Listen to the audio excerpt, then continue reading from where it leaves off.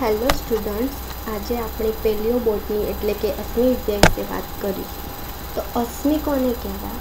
તો જમીનમાંથી ખોદકામ કરતાં મળી આવે સકાર્બનિક પદાર્થો એટલે કે સજીવોના અવશેષો, તેને ફોસિલ્સ તરીકે ઓળખવામાં આવે. આપણે જોઈએ ઇન્ટ્રોડક્શન, પ્રસ્તાવના. લેટિન ભાષામાં ક્રિયાપદ ફોર્ડિયર કે જેનો અર્થ ટુ ડીગ, ફોર્ડિયરનો અર્થ ટુ ડીગ એટલે કે ખોદી કાઢવું, જમીનમાંથી ખોદી કાઢવું, અને એને ફોસિલ્સ તરીકે ઓળખી આવે. ખોદકામ કરતાં મળી આવતા સકાર્બનિક અવશેષો માટે ફોસિલ શબ્દ આજે વ્યાપક અર્થમાં વપરાય છે, અને આથી માત્ર જીવાવશેષો કે તેના કોઈ રહી ગયેલા ભાગો માટે જ નહીં, પણ સજીવના જે તે કાળના અસ્તિત્વ સાથે સંકળાયેલી દરેક ચીજ, જેમ કે પથ્થર પરના ટ્રેઇલ માર્ક, ફૂટપ્રિન્ટ્સ, પેટ્રોલિયમ, કોલસો વગેરેનો પણ ફોસિલ્સ હેઠળ સમાવેશ કરવામાં આવે છે. પથ્થર ઉપર કોઈ વનસ્પતિના ભાગ કે એ રીતે જોવા મળે તો તેને પણ ફોસિલ્સ તરીકે ઓળખવામાં આવે છે. Definition of fossils. અશ્મિની વ્યાખ્યા. અશ્મિ જીવશેષ પ્રાચીન જીવ વિશેના અભ્યાસને પ્રાચીન જીવવિદ્યા કહે છે. પ્રાચીન જીવવિદ્યા. તો અશ્મિ જીવશેષ પ્રાચીન જીવ વિશેના અભ્યાસને શું કહેવામાં આવે? પ્રાચીન જીવવિદ્યા. બીજા શબ્દોમાં કહીએ તો ઘણા યુગો પહેલાં જમીનમાં દટાયેલા સજીવ પદાર્થોના અભ્યાસને અશ્મિ વિદ્યા કે જીવશેષ. અશ્મિ વિદ્યા કોને કહેવાય? તો જમીનમાં દટાયેલા સજીવોના અભ્યાસને. જમીનમાં દટાયેલા સજીવ પદાર્થોના અભ્યાસને શું કહેવાય? અશ્મિ વિદ્યા. ઉદ વિકાસના દસ્તાવેજો, પુરાવા કે પ્રમાણસર અશ્મિઓ સામાન્ય રીતે ખોદકામ કરતા જળકૃત ખડકોમાંથી પ્રાપ્ત થાય છે. અશ્મિ ભવન એટલે કે અશ્મિ નિર્માણની પ્રક્રિયા. અશ્મિ કઈ રીતે બને તે જોઈએ. તો અશ્મિ ભવનની પ્રક્રિયા જે તે કાળની પર્યાવરણીય પરિસ્થિતિ ઉપર નિર્ભર રહે છે. અશ્મિ ભવનની ઘટના એ જળકૃત ખડકોના નિર્માણકાળથી તેની સાથોસાથ ઘટતી ઘટના છે, અને હજુ આજે પણ કુદરતમાં આ પ્રક્રમ ચાલુ છે. મૃત વનસ્પતિ કે પ્રાણી અવશેષોનું જીવાણુઓ દ્વારા વિઘટન. જ્યારે વનસ્પતિનું મૃત થાય ત્યારે જીવાણુઓ તેનું વિઘટન કરે, પરંતુ સંજોગાવત વિઘટન ન થવા પામે તો આ અવશેષો કાળાંતરે અશ્મિઓમાં પરિવર્તિત થાય છે. પરંતુ કોઈ એવો ટાઈમ આવે કે જીવાણુઓ વિઘટન ના કરી શકે, કે જીવાણુઓ વિઘટન ના થાય, ત્યારે અશ્મિમાં પરિણમે. સામાન્ય રીતે સખત એવા ભાગોની સાપેક્ષ નરમ એવા ભાગો સહેલાઈથી વિઘટન પામી જતા હોય, સખત ભાગો જ અશ્મિભૂત બને છે. સખત ભાગો હોય, કઠણ ભાગો, એ જલ્દીથી વિઘટન ના પામી શકે, એટલે એ જલ્દીથી અશ્મિ બની શકે. નરમ ભાગો એ જલ્દીથી વિઘટન પામી જાય, એટલે એ જલ્દીથી અશ્મિ બની શકે નહીં. ફરીથી જોઈએ તો સખત એવા ભાગોની સાપેક્ષ નરમ એવા ભાગો સહેલાઈથી વિઘટન પામી જાય. નરમ ભાગો એ સહેલાઈથી વિઘટન પામી જાય એટલે અશ્મિ બને નહીં. સખત ભાગો જ અશ્મિભૂત બને છે. વળી મોટા વૃક્ષો કે વનસ્પતિઓ આખી પૂર્ણ રૂપે અશ્મિભૂત બની જતી નથી. એટલે કે મૂળથી માંડીને પર્ણો સુધી આખી વનસ્પતિઓ પથ્થરો ઉપર કે એ રીતે અશ્મિ ન બની શકે, પરંતુ એના ટુકડા કે કોઈ પર્ણનો કે કોઈ પ્રકારનો ટુકડો પથ્થર ઉપર પડે પછી એ રીતે આપણને અશ્મિ તરીકે જોવા મળે. પણ આખું વૃક્ષ કે વનસ્પતિ આપણને અશ્મિ રીતે જોવા મળે નહીં.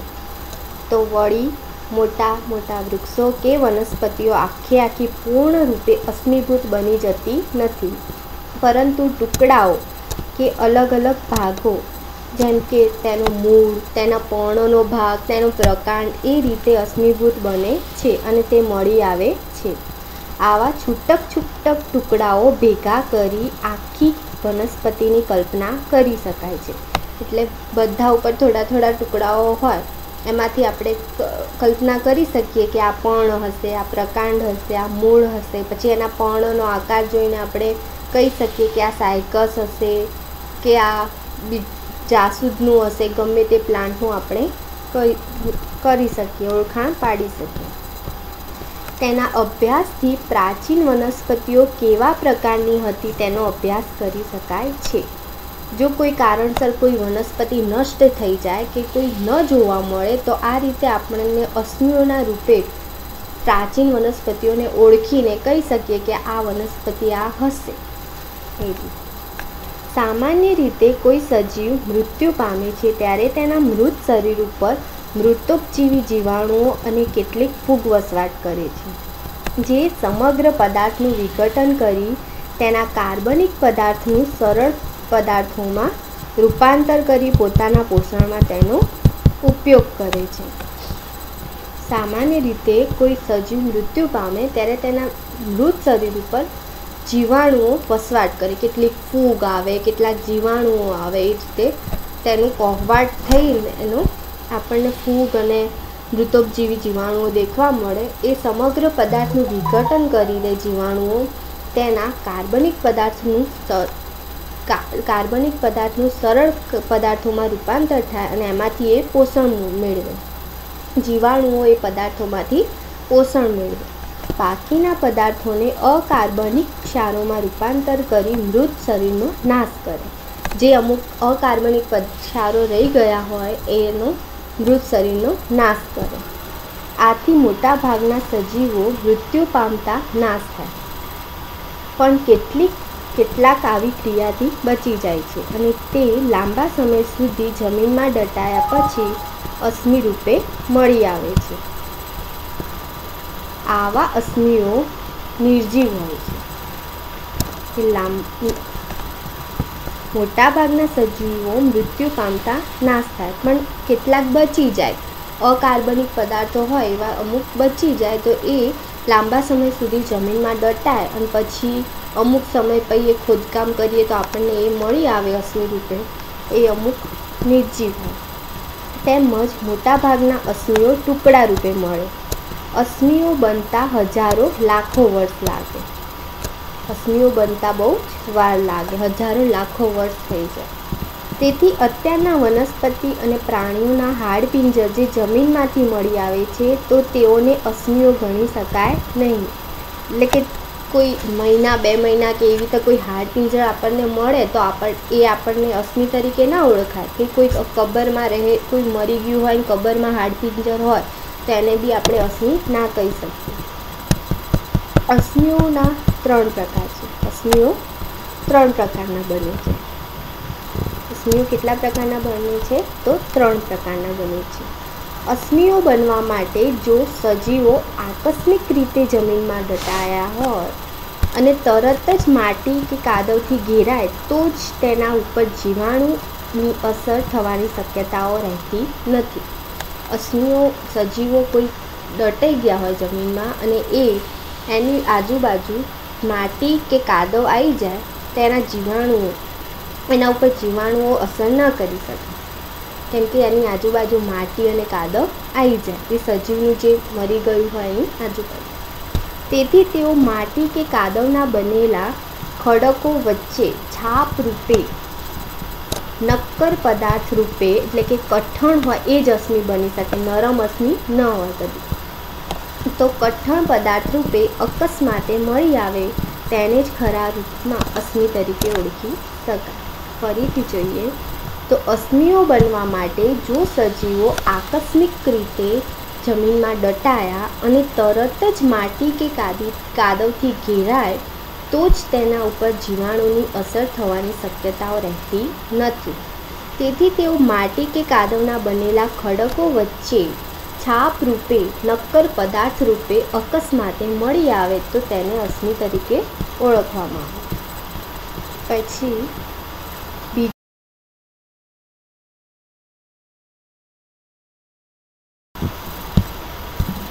લાવારસમાંથી સપડાઈને દટાયેલા સજીવોનું કાર્બનમાં રૂપાંતર થઈ જતાં અશ્મિ રૂપે તે મળી શકતા નથી. પરંતુ તેની અંદર રહેલા કેટલાક પરોપજીવી કારકો કે અન્ય સજીવ અસર પામ્યા વગર રહી જાય તો તેને અસ્મિ તરીકે ઓળખાય. ફરીથી જોઈએ તો લાવામાંથી લાવા રસ નીકળે. એ લાવા રસમાં અમુક સજીવો દટાઈ ગયેલા હોય એ કાર્બનમાં રૂપાંતર થઈ જાય, પણ એ અસ્મિ ન કહેવાય. પરંતુ એમાં કોઈ અંદર રહી ગયા હોય પરોપજીવી કારકો કે એવા કોઈ સજીવો, તો એને આપણે અસ્મિ તરીકે ઓળખીશું. પાણીમાં રહેલા કાદવમાં સજીવ જો અકસ્માતે સપડાય તો અસ્મિ બનવાની શક્યતા વધે છે. પાણીમાં રહેલા કાદવમાં સજીવ જો અકસ્માતે સપડાય તો અસ્મિ બનવાની શક્યતા વધે છે, કારણ કે કાદવના સૂક્ષ્મ કણો તે સજીવની ઝડપથી વીંટળાઈ જાય. કોઈ સજીવ કાદવમાં કે પાણીમાં ડૂબાઈ જાય તો સજીવની આજુબાજુ કાદવના સૂક્ષ્મ કણો એ વીંટળાઈ જાય અને એના લીધે એ જલકૃત ખડકોમાં ફેરવાય અને એ આપણને અસ્મિ તરીકે ઓળખીશું. તેને આપણે અસ્મિ કહીએ. ફરીથી જોઈએ તો પાણીમાં રહેલા કાદવમાં સજીવ જો અકસ્માતે સપડાય તો અસ્મિ બનવાની શક્યતા વધે છે. કેમ? તો કારણ કે કાદવના સૂક્ષ્મ કણો એ સજીવને ઝડપથી વીંટળાઈ જાય, જે અંતે જલકૃત ખડકમાં ફેરવાતા સજીવની અસ્મિ રૂપે જાળવણી થતાં તેઓ ગમે ત્યારે મળી આવે અને તેને અસ્મિ તરીકે ઓળખવામાં આવે છે. હવે આપણે અસ્મિના પ્રકારો એટલે કે ટાઈપ્સ ઓફ ફોસિલ્સ જોઈશું. પૃથ્વી ઉપરથી અનેક જાતના અસ્મિઓ મળી આવે છે, અનેક મળતા આવે છે. તેઓ કેવી રીતે બન્યા હશે તેની જુદી જુદી પ્રક્રિયાઓની આધારે અસ્મિના પ્રકારો નક્કી થાય છે. તેના 4 પ્રકારો છે: પ્રસ્તરી અસ્મિ, પપરટી, છાપ અને સંપીડન. તેના 4 પ્રકારો છે: પ્રસ્તરી અસ્મિ, પપરટી, છાપ અને સંપીડન. પ્રસ્તરી અસ્મિ પેટ્રિફિકેશન.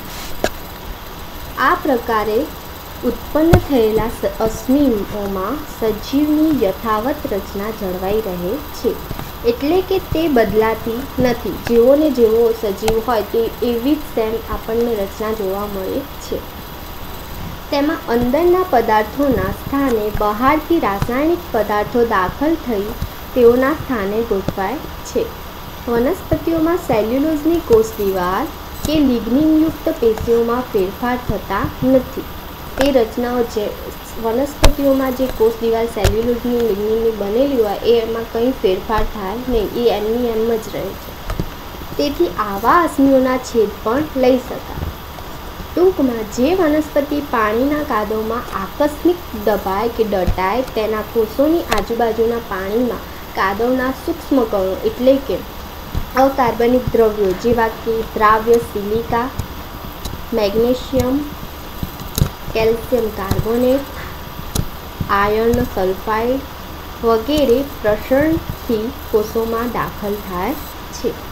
કયા દાખલ થાય? તો silica, magnesium, calcium carbonate, iron sulphide વગેરે પ્રસરણથી કોષોમાં દાખલ થાય છે. જે પૈકી આયર્ન સલ્ફાઇડ અને સિલિકાનું કોષરસમાં શોષણ થાય છે. કોષરસમાં આયર્ન સલ્ફાઇડ અને સિલિકાનું શોષણ થાય. ત્યારબાદ બેક્ટેરિયા દ્વારા જળ વિભાજન થતાં હાઇડ્રોજન સલ્ફાઇડ અને કાર્બનિક એસિડ વગેરે ઉત્પન્ન થાય. ત્યારબાદ બેક્ટેરિયા દ્વારા જળ વિભાજન થાય તો એમાંથી હાઇડ્રોજન સલ્ફાઇડ અને કાર્બનિક એસિડ H2CO3 વગેરે ઉત્પન્ન થાય છે.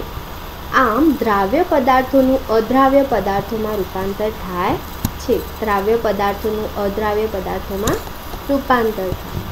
આ રીતે ઉત્પન્ન થયેલા હાઇડ્રોજન સલ્ફાઇડ અને કાર્બનિક એસિડ અને અન્ય કોઈ વાયુઓ, પાણી વગેરે કોષની બહાર નીકળે અને તેની જગ્યાએ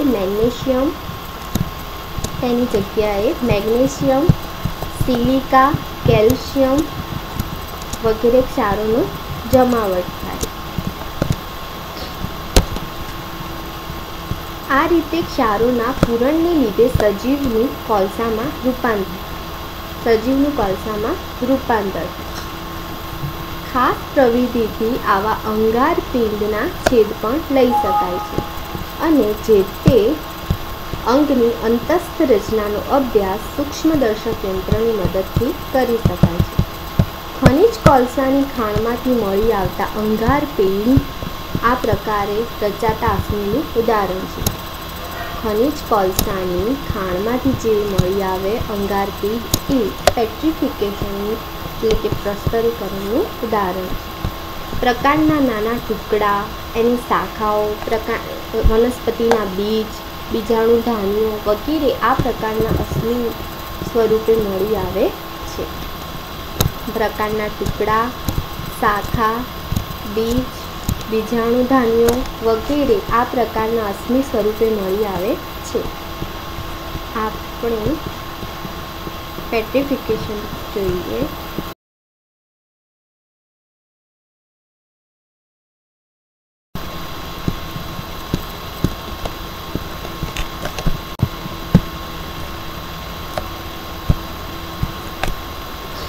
તો આ રીતે આપણને ફોસિલ્સ જોવા મળે. પેટ્રિફિકેશનમાં આ ડાયનાસોરનો ફોસિલ્સ છે. આ એમોનોઇડ ફોસિલ્સ છે. ત્યારબાદ આ ડાયનાસોરનો ફોસિલ્સ છે.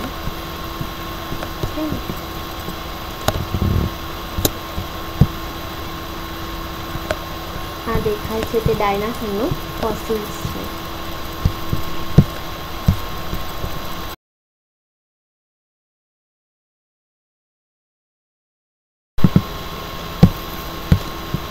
प्रॉपर्टी अथवा बीबाडा, कास्ट और इंक्रुस्टेशन.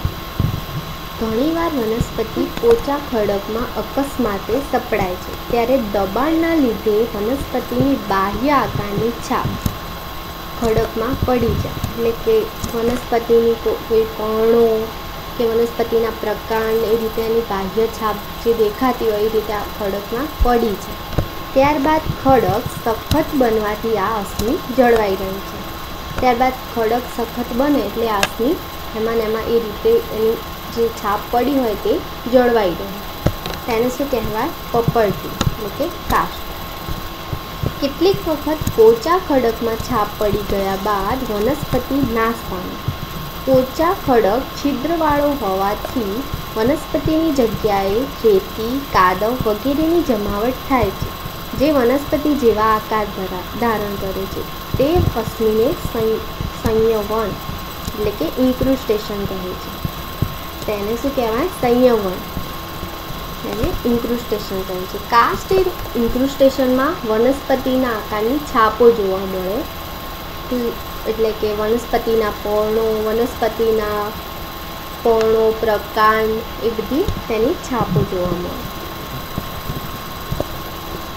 તો પ્રોપર્ટી કોને કહેવાય? તો ઘણીવાર વનસ્પતિ પોચા ખડકમાં અકસ્માતે સપડાય ત્યારે દબાણના લીધે વનસ્પતિ બાહ્ય આકારની છાપ ખડકમાં પડી જાય. ત્યારબાદ એ ખડક સખત બની જાય અને અશ્મિ જળવાઈ રહે. તો એને પ્રોપર્ટી કહેવાય, કાસ્ટ. પણ કેટલીક વાર પોચા ખડકમાં છાપ પડી ગયા બાદ વનસ્પતિ નાશ પામે. એટલે કે વનસ્પતિની જે હોય એ જતી રહે પણ પોચા ખડક છિદ્રવાળો હોવાથી એ વનસ્પતિની જગ્યાએ રેતી, કાદવ, કીચડ વગેરેની જમાવટ થઈ જાય. એના લીધે જે વનસ્પતિનો આકાર હોય એના જેવો આકાર એ ધારણ કરે. રેતીની જે કાદવે ચોંટ્યો હોય એના ઉપર પહેલાં જે વનસ્પતિ ડ્રો થઈ ગઈ હતી એની જગ્યાએ રેતી અને કાદવ સ્પ્રેડ થઈ જાય એ રીતે તેનો આકાર પડી જાય. એને સંયવન એટલે કે ઇન્ક્રુસ્ટેશન કહેવામાં આવે છે. તેઓ મૂળ વનસ્પતિનો આકાર ધરાવે છે. એટલે કે જે વનસ્પતિ જોવા મળતી હતી એવી ને એવી જ વનસ્પતિ આપણને એના ઉપર ખડક પર જોવા મળે. એટલે કે તેઓ મૂળ વનસ્પતિનો આકાર ધરાવે છે. તેમાં પાસાદાર પદાર્થો જોવા મળે છે પરંતુ પેશીઓ દેખાતી નથી. એટલે કે અન્નવાહક, જલવાહક એવી પેશીઓ આપણને ના દેખાય. એટલું સૂક્ષ્મ રીતે આ અશ્મિમાં ન જોવાનું. આ પ્રકારના અશ્મિમાં વાસ્તવમાં મૂળ વનસ્પતિનો કોઈ જ ભાગ હકીકતે હાજર હોતો નથી અને ફક્ત સપાટીનો બાહ્ય સ્વરૂપનો જ અભ્યાસ આ પ્રકારના અશ્મિઓમાં થઈ શકે છે। બાહ્ય સ્વરૂપમાં જે દેખાતા હોય, ધારો કે પ્રકાંડ દેખાઈ આવે તો એ આપણને જોવા મળે, પછી એમાં જોવા મળતી પેશીઓ ન જોવા મળે, એમાં જોવા મળતી અંતસ્થ રચના જેમ કે અધિસ્તર, અધસ્તર, બાહ્ય કે રીતે ન જોવા મળે, પણ જે બહારથી આપણને જે દેખાતું હોય એ જ આ અસ્થિઓમાં જોવા મળે। તેમાં તો પપરટી અને બીબાઢાળનું તેનું ઉદાહરણ આપ્યું છે આપણને કેલેમાઇટીસ અસ્થિ। તે આપણે જોઈએ।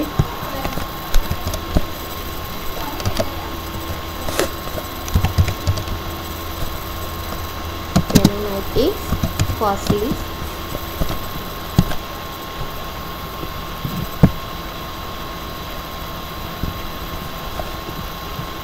તો જો આ રીતે પર્ણો જોવા મળે છે ફોસિલ્સ ખડક ઉપર, પર્ણોની રચના છે આમાં। આ પણ પર્ણોની જ રચના છે। એવા અલગ અલગ પ્રકારના પર્ણો ખડકો ઉપર જોવા મળે। જો આ રીતે આમાં આ રીતે 4 પર્ણો દોરેલા છે, આપણને જોઈ શકાય છે, જેને કેલેમાઇટીસ ફોસિલ્સ।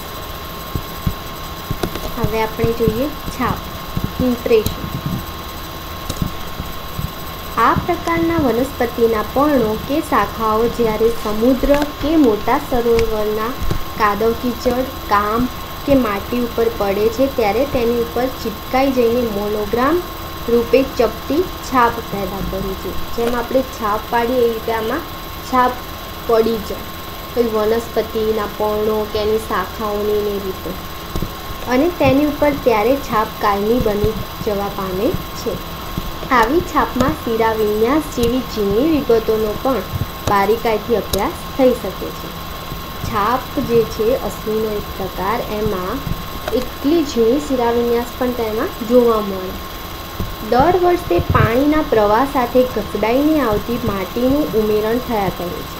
દર વર્ષે પાણીનો જેમ પ્રવાહ આવે સરોવરમાં, સમુદ્રમાં, એમ એમ એ માટીનું ઉમેરણ એમાં થઈ જાય, અને તે સારી રીતે ઝીણી બારીકાઈથી પણ જોવા મળે।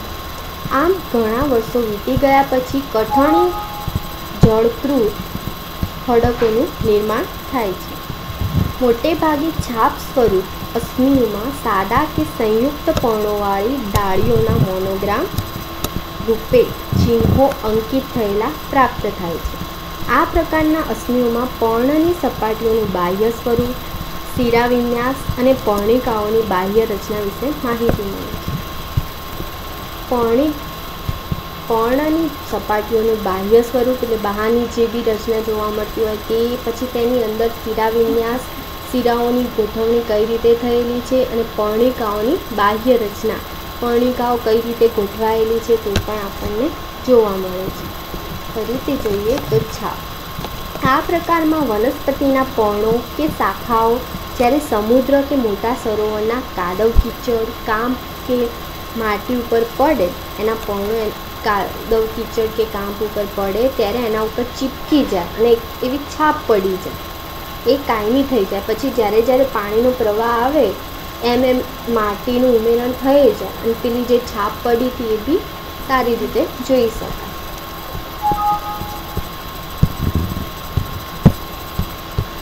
આપણે આની ફિગર જોઈએ ઇમ્પ્રેશનની।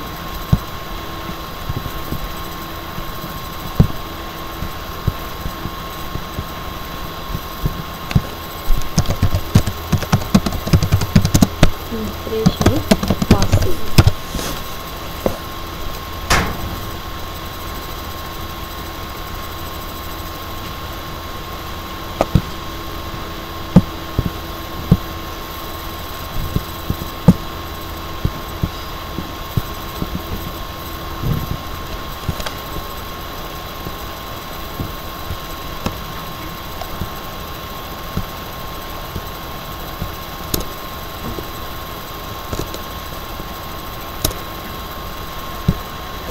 જો આ રીતે છાપ પડી જાય પછી એ આપણને ફોસિલ્સ તરીકે જોવા મળે।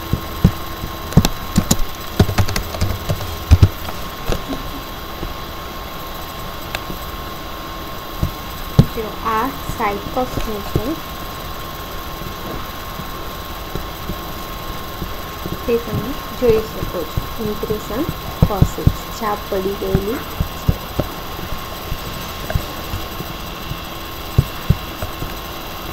હવે આપણે જોઈએ સંપીડન એટલે કે દબાણ, કોમ્પ્રેશનથી ઉત્પન્ન થયેલા અશ્મિ. તો આવા અશ્મિઓ ખડકોમાંથી મળી આવે છે. આ સંપીડન અશ્મિઓ શેમાંથી મળી આવે? ખડકોમાંથી. જ્યારે એકાએક કોઈ સજીવ તળાવ કે મોટા સરોવરના પોચા કાદવમાં ડૂબી જાય ત્યારે તેની ફરતે પાણીમાંના કાદવના કણોની જમાવટ એટલે કે કાદવના જે સૂક્ષ્મ કણો હોય તેની આજુબાજુ ફેલાઈ જાય અને એ વર્ષો જતાં એક સળંગ પડ રચાય.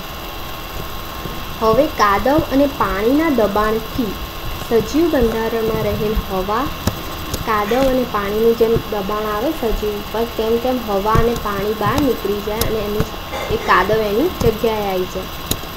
તો જોઈએ હવે કાદવ અને પાણીના દબાણથી સજીવ બંધારણમાં રહેલ હવા અને પાણી બહાર નીકળી જાય છે તથા તેનું સ્થાન કાદવ લે છે. જો દબાણ અતિશય